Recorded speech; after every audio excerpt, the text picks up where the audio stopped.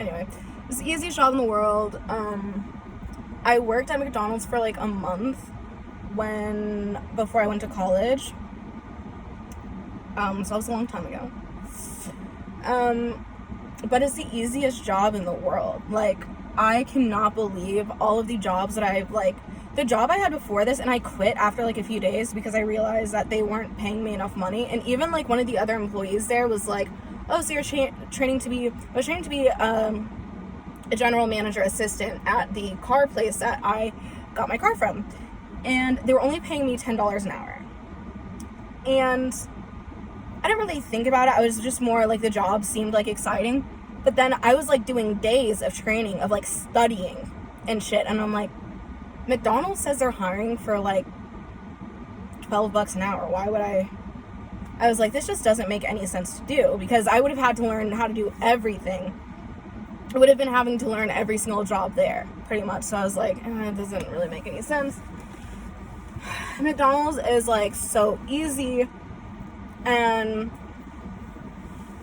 it pays really well, and it's like I don't have to stress out about anything because it's McDonald's. Like, there's nothing to stress out about. I'm not like, oh, am I doing good enough? Like, it's McDonald's. Like, you can't really be doing bad, you know. But I am doing really good, in case you were wondering. But I feel like it's because I've had so many jobs before. Like, I can learn to do something new in like a day, which I did. I was supposed to have days of training, and I only had one day of training.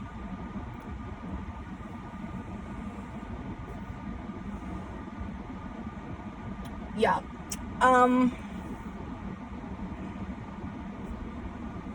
think I'm going on a date soon with this guy who's 30.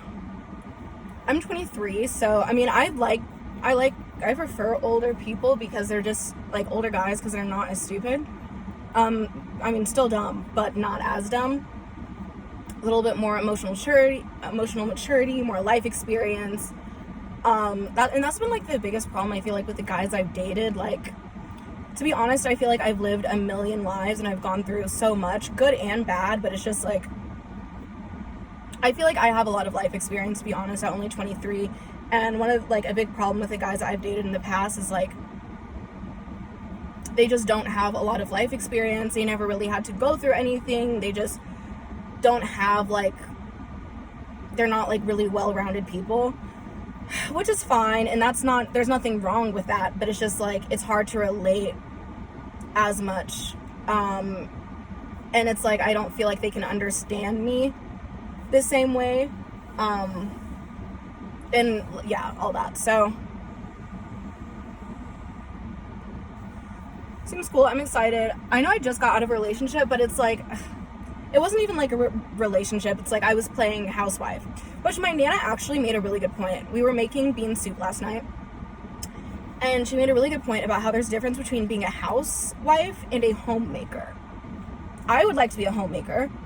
Okay, so the difference is a housewife is, you know, someone who just their job is to like, you know, sit at home, be pretty, like kind of be a trophy wife kind of thing, but like that's it. A homemaker is someone who is very domestic, but they make the house a home. Like, it's not like their job or anything, but I love being domestic. Like that was like the one good thing about my relationship. Like that was like one good thing was like I got to get all my little domestic kicks, you know. I got to make quiches for a party, I got to clean, which the cleaning thing got to be an issue, but you know what I mean. But yeah, there's a difference between being a housewife and a homemaker. So, and I'm going to definitely keep that in mind, because I know who I want to be. I never want to be like a professional stay-at-home anything.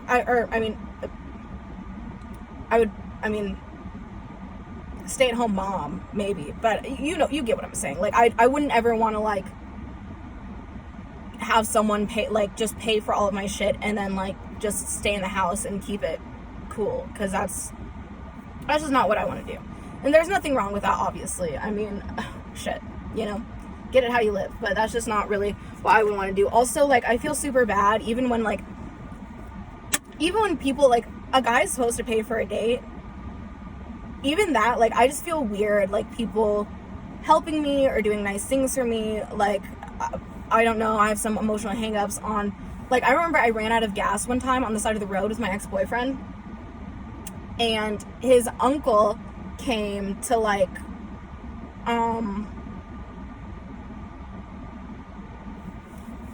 give us money for, like, a gas can or something, and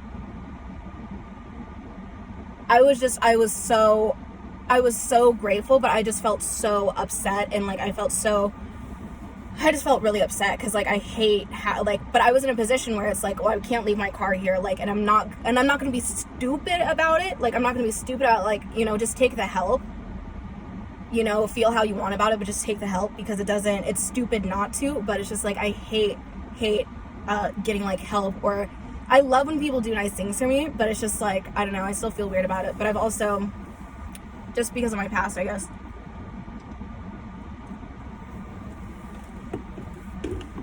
Today has gone very well at work. I have no complaints really whatsoever. I'm really excited to get paid. I can't wait to take my cat to the vet and, like, pay my bills and, like, just basic shit that I was having, like, a really hard time with because of all the problems I was dealing with Uber.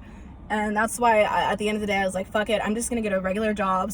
Because working for myself is causing me way more stress than just, like, blacking out for 8 hours, you know, and doing a job.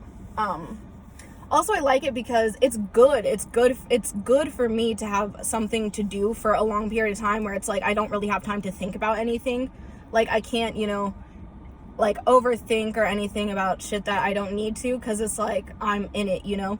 Einstein, when he discovered the theory of relativity, he was working at a post office, and I guess his whole idea was, like, you know, while he's doing his job, in the back of his head, like, everything's working itself out. I'm not trying to do anything that extravagant. I'm just trying to, you know, pay my bills and not go more crazy than I already have gone in the past, which, you know, God willing.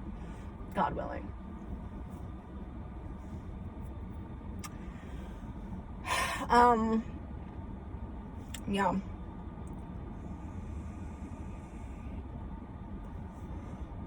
I'll make a comment about what was going on in the news with that guy who, the Nevermind guy, the like baby that was on the cover of Nirvana's Nevermind album.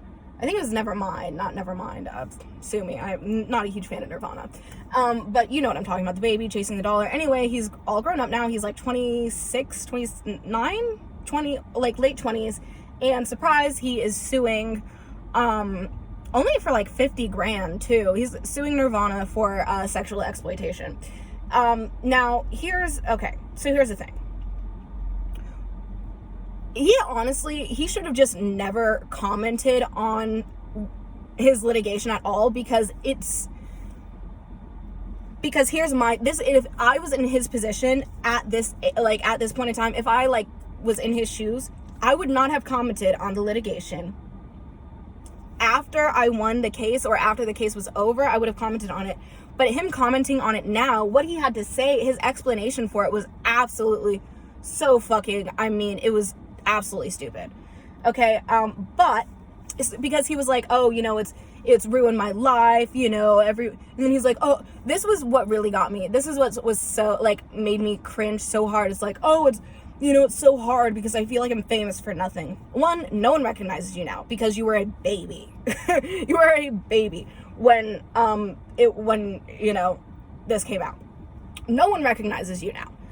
Except for the fact that he has Nevermind tattooed across his chest. So, but yeah, like, that was just the most cringiest thing ever. Also, like, that is just stupid. Like, out of all the things people have to go through, oh, it's so hard because I feel like I'm famous for nothing. Even if you were famous for nothing, like, that's just one of those things. Keep to yourself or talk to your friends about, but don't put that out, because it's a terrible look, especially for the trial. Now, but okay, in his, I don't want to say defense, but here's the thing. His parents only got $200 from entirely. His parents got $200 and that was it. Now, and so the thing is they were already signed to a major label when that album came out and when they were shooting for the aliens, UFO, fireworks. When they were shooting for this, they were already signed to a major label. So some people are saying, oh, well, maybe the parents didn't know that it was going to be a big album, but they're already signed to a major label. If they'd done their research, I would not ever set my kid up for a $200 deal ever. Okay, but so here's the thing.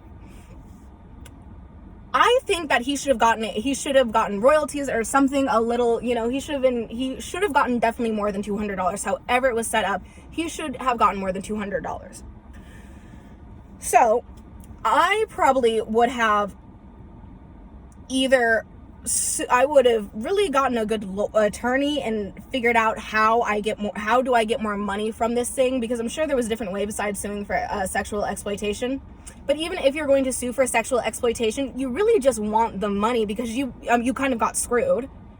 So that's understandable. Suing them for sexual exploitation, but whatever, get it how you live. But the whole thing is the fact that his comments were just so absolutely ludicrous, and his explanation in the press was so absolutely ludicrous. I cannot imagine this, him ever seeing a dime from this case, honestly, just because of everything he said so far about it and all the contradicting evidence that there is, that that in fact he has benefited from having gotten that modeling job, if you will. He has talked about he actually, and I guess he made there was a little documentary about him, and he talked about how much he has benefited actually from being the Nirvana baby. So, but in this press release, he talks about how it's ruined his life, and how he suffers all of these losses and damages or whatever, and I guess emotional trauma from being the Nirvana baby. So the biggest problem is that there's a lot of contradicting evidence to the information that he voluntarily put out. I think that was a really bad decision. But that is, I know the story is a little bit old. I wanted to talk about it in like a podcast, but I haven't been podcasting, so I thought I would just talk about it now, because I thought that when I read that article, I thought it was absolutely fucking hilarious. So laughable.